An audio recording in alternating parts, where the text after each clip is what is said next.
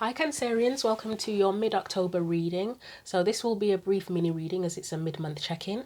It can also count as your full moon in Aries message for the 17th of October. And I'm letting you know that I have been doing and I am doing daily written tarot messages and oracle card messages. Those are available on Instagram and on the YouTube community page. There'll be links in the description box where necessary for that. Also, if you like a personal reading, there's info in the description box for that as well. How are you, Cancer? How has October been for you so far? Feel free to share as always. We're going to start off with a message for you from the Sacred Power deck first of all.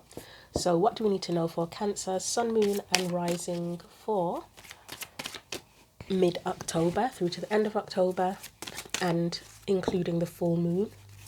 I feel like I'm losing my voice doing your reading, Cancer. I mean, I know I've talked for probably half an hour or so now, but feels a bit sudden. Anything at all for Cancer? Okay, Cancer, I'm going to have to pause and cough because my voice is going. Okay, right, let's see what you've got. This is the third time in a row the communication card has come up. Okay, I swear. Third time in a row, I think. Right, so you've got source and you've got communication. So for me, there is a connection to spiritual communication here.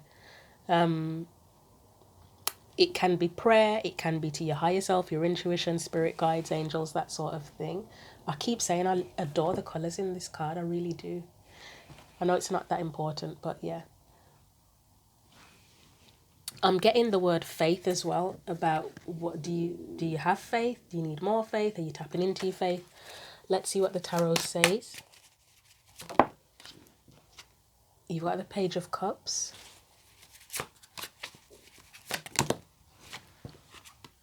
The Queen of Wands, the Eight of Wands, which is another card of communication.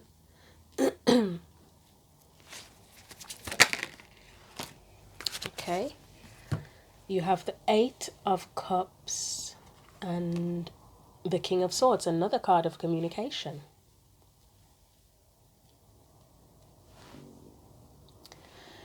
I am getting the feeling here that... Why am I holding back from saying it?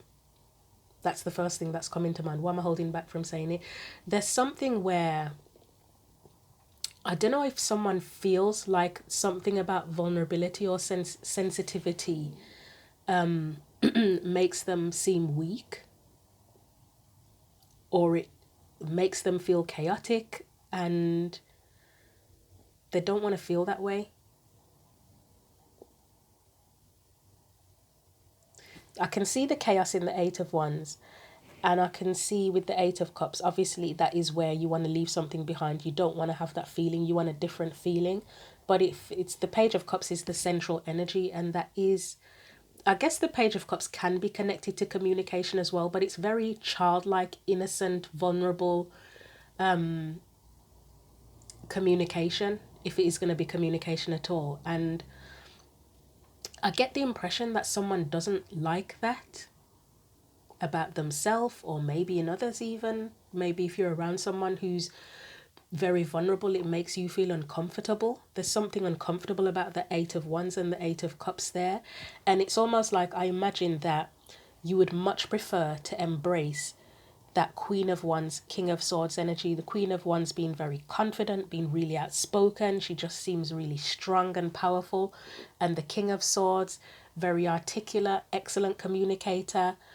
But he's not, you wouldn't call either of these two particularly vulnerable, would you? You just think of them as being very strong and assertive and yeah.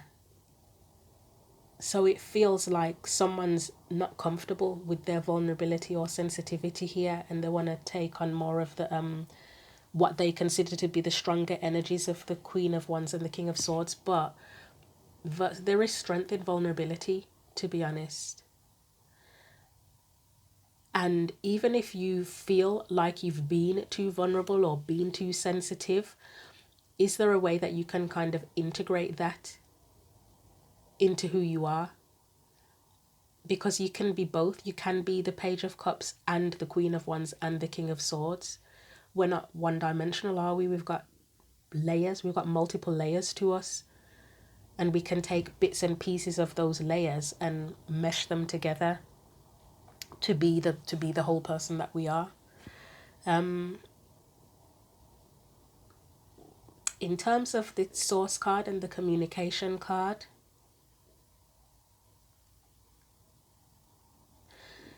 if you're not already, you really may want to tap in spiritually and kind of ask for guidance, whether it's to your higher self, your intuition, angels, ancestors, whatever you believe in.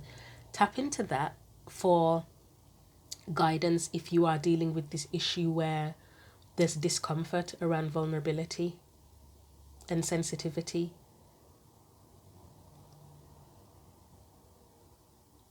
I think that's as much as I'm looking to see if there's anything else, but I don't think there's anything else I can get from the message. That's just what it feels like to me.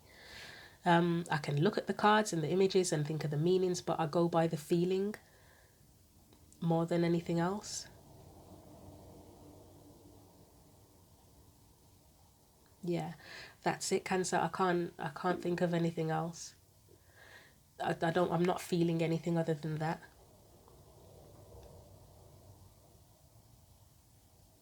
Okay, yep, so I will leave it there.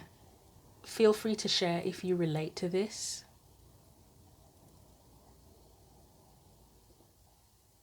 Yeah, I just get such a big feeling that someone doesn't want to be seen as this Page of Cups. They want to be seen as the Queen of Wands and the King of Swords.